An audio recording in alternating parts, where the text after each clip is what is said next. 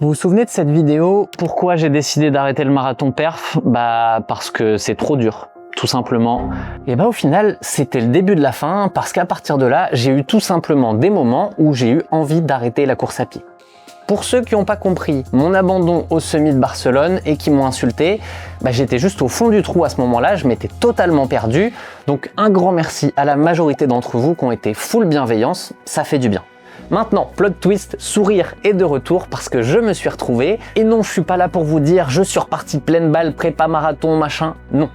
Les apprentissages que j'ai eu cet hiver, ils sont plus profonds que ça parce que j'ai compris un truc essentiel. La balance entre performance et plaisir, le curseur, il n'est pas aussi simple que ça. J'ai mis 20 ans à apprendre ça de mon côté. Donc j'imagine que certains d'entre vous vont être concernés et vont apprendre quelque chose aujourd'hui. Pour bien comprendre tout ça, il faut un peu de contexte. Si on se remet en janvier, au moment où je tourne cette fameuse vidéo, la décision, elle est totalement logique. Je sors de 3 ans vraiment orienté perf en termes de course à pied. Entre 2021 et 2024, j'ai gagné plus de 20 minutes sur mon record au marathon. J'ai enchaîné 2 fois par an des grosses prépas pour ces marathons et ça a été drainant physiquement et surtout psychologiquement. Dans le même temps, Campus s'est beaucoup développé. Ça m'a demandé énormément d'énergie, ça m'en demande encore plus aujourd'hui. Et du coup, je me suis dit, c'est pas possible de faire les deux. La réalité, c'est que j'avais besoin de couper mentalement avec l'entraînement performance. Mais concrètement, qu'est-ce qui s'est passé pendant cet hiver?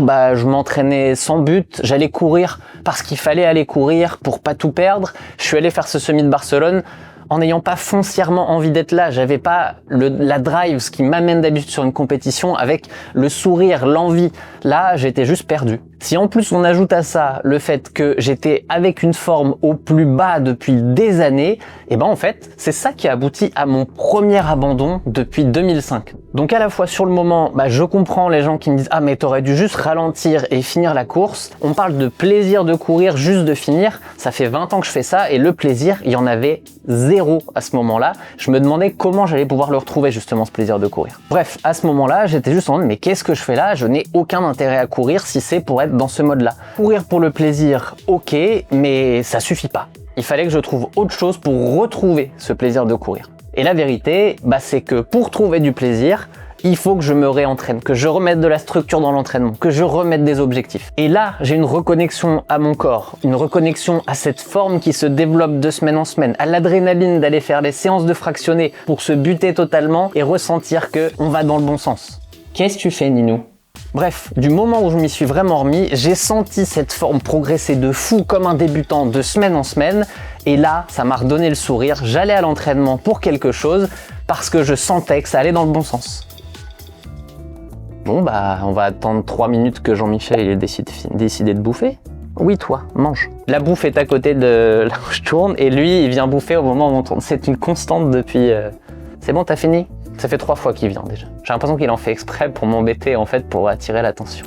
C'est pas la compète que je cherche en réalité, c'est le fait d'être en pic de forme, d'avoir l'impression d'aller vite, de voler sur le parcours. Ça, j'adore. Et ça, ça demande un entraînement rigoureux pour y arriver, tout simplement. Et il y a eu d'autres déclics. C'est les 2 compétitions auxquelles j'ai participé en ce mois de mai. J'ai fait le 10 km du Havre. Donc 10 km, une distance qui m'a jamais réussi, que j'ai toujours trouvé horrible. Là, je le fais et je prends du plaisir. Alors que pourtant, je vais le courir à 3,40 du kilomètre, soit 10 secondes au kilomètre, plus lent que mon allure marathon d'il y a 6 mois. Donc là, on pourrait se dire « Oh, c'est nul, j'avance pas, blablabla ». Oui, mais ce que je ressens dans ce moment, c'est le sentiment de me donner, d'aller au bout de moi-même, de pousser la machine et d'aller vers l'avant encore une fois. Et en plus, course à la maison, soleil magnifique, il y a Hello sur le 5 km, je connais du monde sur le bord du parcours. On va faire coucou au beau-père. Ça va? Bravo Nico, bravo! Ouais!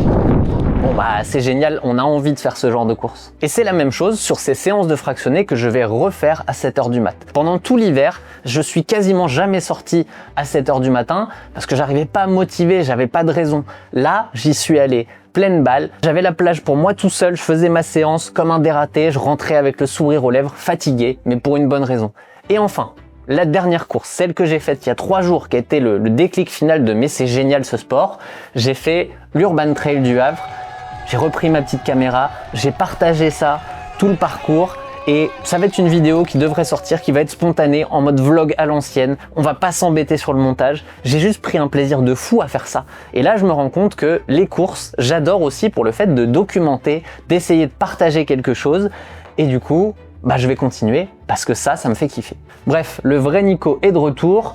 Et le vrai Nico, son plaisir, il ne passe que par la performance. C'est un biais obligatoire pour moi. Sans performance, il n'y a pas de plaisir. Donc là où jusque-là, je faisais souvent une ligne entre plaisir et progression et je mettais le curseur à un endroit, en fait, c'est faux. C'est pas de cette manière-là qu'il faudrait représenter les choses. Et du coup, vous pouvez commenter, vous pouvez me raconter ce que c'est pour vous, me dire que je suis bizarre, que je suis peut-être excessif. Oui, mais c'est mon profil. Chacun doit trouver son plaisir, sa manière de courir et s'y adapter. Pour certains, ça va être très social. Pour d'autres, ça va être ultra compétitif. Pour d'autres encore, ça va être un mix des deux, mais en fait, il faut trouver sa manière qui fait qu'on kiffe le sport au quotidien et que ce n'est pas une contrainte, que la majeure partie du temps, on est motivé à y aller. Du coup, vous l'aurez compris, pour moi, avoir des objectifs, c'est indispensable. Donc là, je me suis remis un objectif intelligent. Pourquoi je dis intelligent? Parce que j'ai pas oublié le contexte que j'avais en début d'année, c'est-à-dire ma priorité, c'est d'être à fond sur campus, de continuer de donner le maximum. Donc je vais pas me remettre une prépa marathon 2h30. Par contre, je sais que fin août, je vais à la semaine de l'UTMB, je vais travailler là-bas, aller rencontrer des gens, faire du contenu. Donc je me suis inscrit à la première épreuve de la semaine, la MCC, qui est aussi l'épreuve la plus courte, donc la moins difficile à préparer entre guillemets, et je vais avoir une belle compétition à préparer tout l'été, et en même temps, vu que c'est la première épreuve de la semaine, ça m'empêchera pas de travailler le mardi, mercredi, jeudi, vendredi, samedi. Et vous savez quoi? Ça, je l'ai fait pour moi. S'il n'y avait pas de caméra, en réalité, je le ferais quand même, parce que j'ai envie de ce processus-là. La différence, c'est que là, dans les derniers mois, j'ai un peu écouté où on me disait d'aller. Autant l'Eco-Trail, ça n'a pas été une mauvaise expérience, mais comme j'étais pas en forme, c'était pas fou non plus. Heureusement qu'il y avait la Team Iron, la Team Campus qui m'ont boosté et qui m'ont aidé à aller jusqu'au bout. Mais le semi de Barcelone en soi, même si Barcelone c'est une ville magnifique, j'étais très content d'y aller, et j'avais pas envie d'être là sur le moment. Bref, la suite, dans le sport comme dans le contenu, je fais ce que je veux, je fais ce que j'ai envie, et je sais que ça vous plaira parce que je le ferai avec le sourire, avec l'envie de faire les choses. Et comme la vie est un cycle, je vous remets une vidéo qui date de 2021, période qui avait déjà été très compliquée pour moi. J'avais pris 30 jours pour retrouver le plaisir de courir. Ça a été une de mes vidéos préférées entre toutes, et vous verrez qu'à la fin, la conclusion, c'est que je me suis inscrit à une course parce qu'au bout de 30 jours, j'avais besoin à nouveau de ressentir cette adrénaline de l'entraînement intense. Bref, on se refait pas. À la prochaine!